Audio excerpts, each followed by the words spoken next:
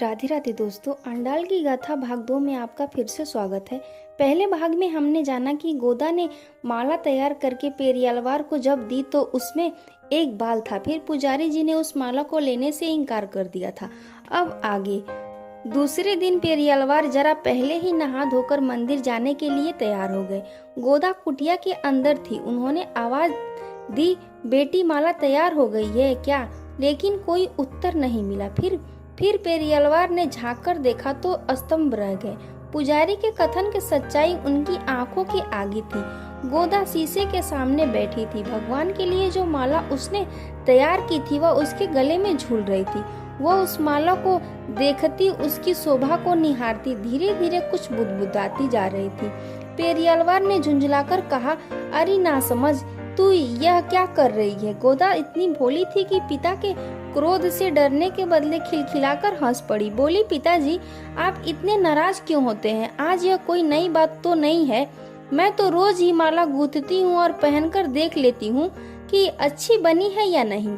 पेरियालवार ने अपना सिर पीट लिया। इस मूर्ख से बात करना व्यर्थ है। भगवान मुझे कभी क्षमा नहीं करेंगे।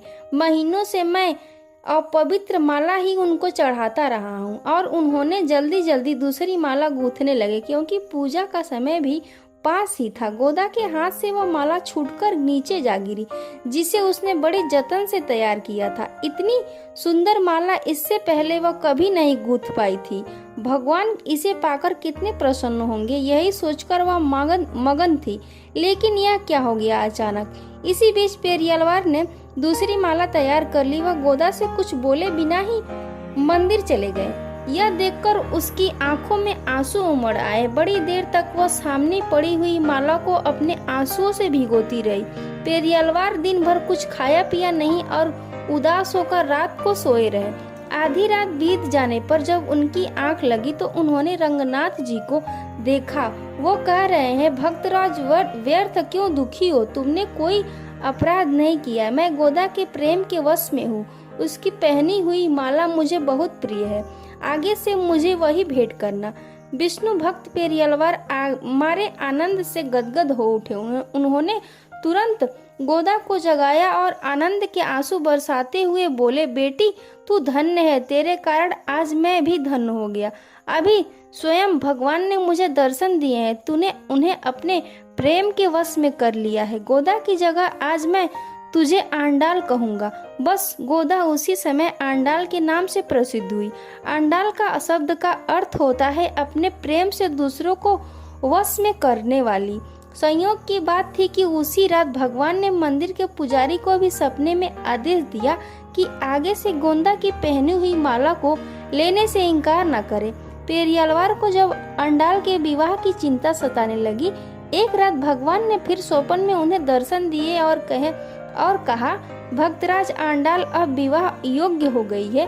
उसको लेकर श्री रंगम के मंदिर में आओ, मैं उसका पाणी ग्रहण करूंगा। पेरियालवार अपने आराध्य का आदेश कैसे टाल सकते थे?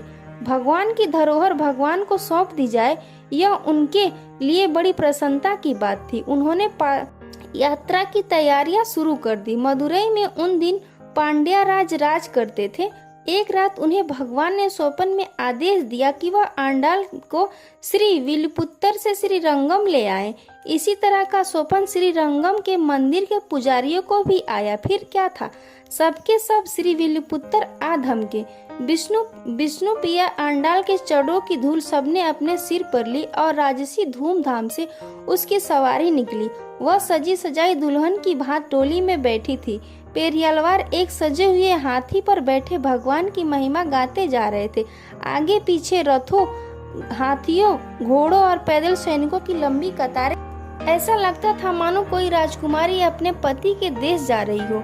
मीलों की यात्रा करके वह जुलूस श्री रंगम पहुंचा। आंडाल डोली से उतरी। मंदिर के गर्भगृह में उसने प्रवेश किया। शेष साई भगवान रंगनाथ की मूर्ति को देखते ही वह रोमांचित हो उठी। धीरे धीरे वह आगे बढ़ी और भगवान के चरणों में बैठ गई। लेकिन यह क्या, लोगों ने दूसरे क्षण चकित होकर देखा कि आंडाल वहां नहीं है। वह सबके देखते ही देखते अदृश्य हो गई, भगवान की मूर्ति में समा गई। कहते हैं कि मीराबाई भी इसी तरह भगवान की मूर्ति में समा गई। पेरियालवार का हृदय इस घटना से व्याकुल हो उठा। कुछ भी हो, आखिरकार उन्होंने आंडाल को अपने बेटी की तरह पाला था। वह शोक के महासागर में डूब गए। उन्होंने अपने आप को संभाला और सब भगवान की लीला है ऐसा समझकर संतोष किया। कहते हैं कि उस अवसर पर उन्हें यह आकाशवाणी हुई थी, भक्तराज, तुमने आंडाल को नहीं पहचाना, उसके रूप में तो स्वयं भूदेवी ने जन्म लिया था। तुम व्यर्थ क्यों दुखी होते हो? मेरी प्रिया आंडाल मुझसे आ मिली है, इससे तो तुमको प्रसन्न होना चाहिए। तुम भी अब जल्दी ही मुझसे आ मिलोगे। आंडाल के कारण ही श्री विल्लपुत्र की महिमा बहुत बढ़ गई। वहाँ हर साल रंगनाथ की, आंडाल और भगवान विष्णु का विवाह उत्सव की आज भी बड़ी धूमधाम से मनाया जाता है। रंगनाथ के साथ ही रंगनायकी के रूप में आज आंडाल की पूजा दक्षिण में सब जगह होती है। यह कथा आपको पहले पता थी या नहीं, कमेंट बॉक्स में जरूर बताइएगा। फिर मिलते हैं एक नई वीडियो में एक नई कथा के साथ। जय सीताराम।